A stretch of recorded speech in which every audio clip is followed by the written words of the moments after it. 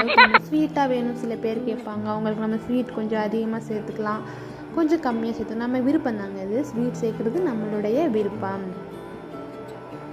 கூடவே பாதாம் பவுடர் உங்கள் வீட்டில் இருந்தால் ஆப்ஷனல் தான், பாதாம் பவுடர் இருந்தால் சேர்த்துக்குங்க. கூடவே ஏலக்காய் இடித்து வச்சுருக்க ஏலக்காய் சேர்த்துட்டு ஏற்கனவே வறுத்து வச்சுருந்த பாதாம், முந்திரி, கிஸ்மிஸ் பழம் இதெல்லாம் சேர்த்துக்கோங்க.